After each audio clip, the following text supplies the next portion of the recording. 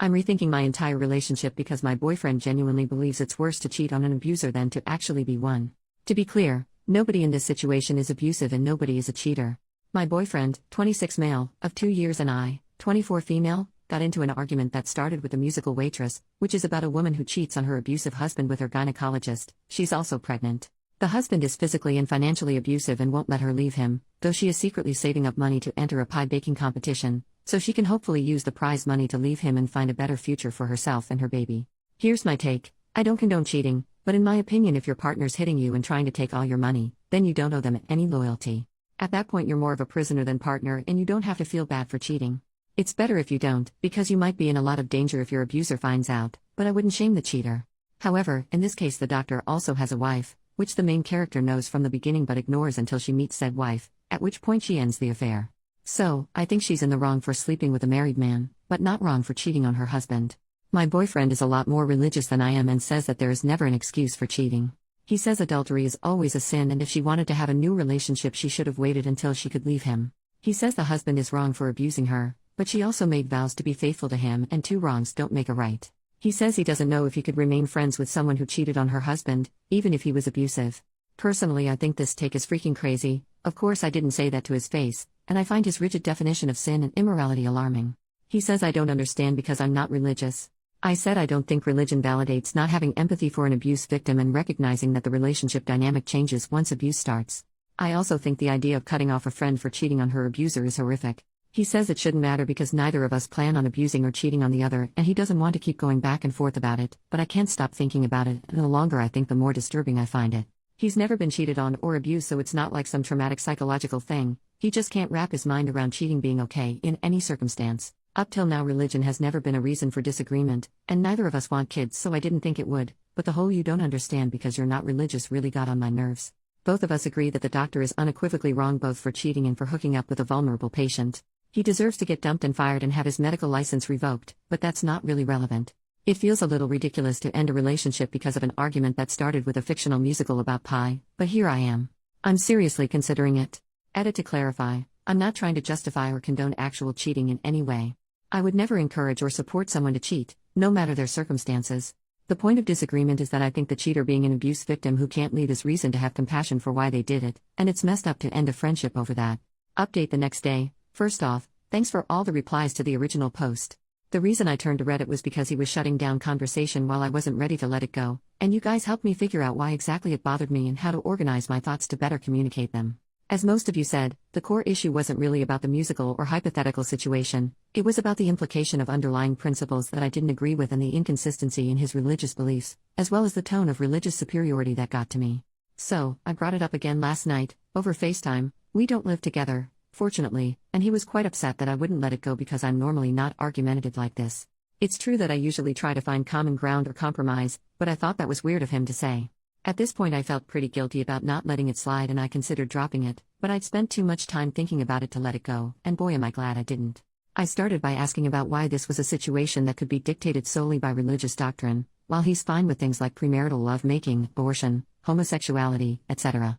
He gave evasive answers for a ridiculously long time, but eventually it all came out. He is uncomfortable with gay people and distances himself from them too. What about our gay friends? Apparently they're my friends, not our friends. I guess we've only hung out with them in larger groups. Why has he never said anything about this before, even when I excitedly told him that 2 of our female friends were engaged? Apparently he thinks he shouldn't have had to say anything, and I should have known he's not okay with people who live in sin. Also, this couple won't really be married. Huh? I go to Pride every year to support my LGBTQ+ friends. He never criticized me for doing that, so why would I think he had a problem with it? I'm a quiet person by nature, it's not like I don't give him a chance to share his opinion. At this point I start to get really suspicious. I then ask him about abortion and being okay with not wanting kids. Turns out he does want kids. He tried to convince me that I misunderstood when he said he didn't want kids, and he was just saying that he wasn't ready for kids yet but would be in the future. This is an outright lie. I've known since I was about 14 that I never want kids, and I have never wavered on that. I always bring this up within the first few dates, and I distinctly remember him saying that he was looking forward to child-free adulthood, and how much freedom dinks, double income no kids, have. This is when I start to get really upset because I know he's lying to me. Looking back now, I realize I never went back to asking him about abortion because I was so shaken by the kid's revelation. I wouldn't be surprised if he outright lied about being pro-choice as well. The conversation continued with us talking about religion in general. As I said, I'm not religious, and he's never tried to get me to go to church with him or anything. I was raised by immigrant parents who practice a minority religion, but they are not devout/they favor scientific explanations, and they raised me to be respectful of others' beliefs. I thought he understood that. In the past he's asked me about cultural and religious customs and seemed respectful and interested. Turns out he thinks their religion is not real, as opposed to his, and it's interesting to see their customs, but we can't expect them to know better because they weren't well educated. Both of my parents not only went to reputable universities in their original country, but also went on to get master's degrees in the country we live in now. That's when I realized he's a bigot. I also asked him about why he's okay with premarital lovemaking but not any of the other stuff, and he hemmed and hawed and didn't have an answer, which is when I realized he's a horny nincompoop. At this point he's still acting like I'm the bad guy for not automatically knowing all these things he's either never said and not automatically knowing when he meant the opposite of what he said. By now I know that I'm done with this relationship, but I ask him why, if religion is so important to him, he's okay with me not being religious. Long story short, he basically thought that by the time it all came out, I'd be so obsessed with him that I wouldn't dare leave him, and I would become a follower of his religion because let's be honest, he's out of my league and I won't find anyone better now that I'm getting fat. I've gone from a size 2 to a size 4 in 2 years, what the heck? And some frankly racist, elitist crap about how his, rich, family is better than mine. This whole time he was acting like I was ridiculous for overreacting to all these revelations. Finally I told him it was over and he didn't seem to believe me. Whatever, I know I'm done with him. I went to bed angry and upset, but I woke up more relieved that I know the truth now. It's going to take me a while to trust again after all those lies, but better that it happened now when I can make a clean break than if it happened after I'd moved in with him or after I'd gotten pregnant and he'd gotten me arrested for seeking an abortion. Luckily I have the day off work today to process it all mentally. I didn't have any texts or calls from him this morning, so I figured he'd either accepted it or was still in denial. I didn't care much. Then a few hours ago I got a very angry voicemail from his mom, a woman I've met twice and has my number because we exchanged a few recipes, telling me I'm going to hell for, among other things, cheating on her baby boy.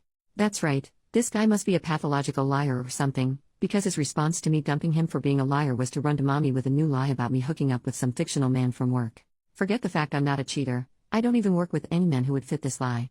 I sent the mom a text spelling out the truth and told her I was blocking her, which I did. Since then I've been reaching out to friends to tell them my side of the story before he feeds them a bunch of lies too. Fortunately the ones I've talked to so far believe me, because I was kinda scared about the fact I don't have any proof besides the voicemail, and he is the more charismatic and persuasive one. The friend group is pretty liberal-minded though, and it is bizarre that his opinions never came up before. But I guess he saw them as my friends while his church friends, who I never saw much of, were his friends. Overall, I'm trying to stay optimistic, but it's terrifying how smoothly he could lie to me for so long. It only came out because he let his guard down because we were talking about a fictional story. Initially I felt ridiculous for not letting it drop. Thank you to those who encouraged me to trust my instincts and get to the root of what bothered me. Finally, though it didn't come up again, I'll say again for the record that abuse victims whose partners won't let them leave are prisoners, not partners. They do not owe their captors any loyalty.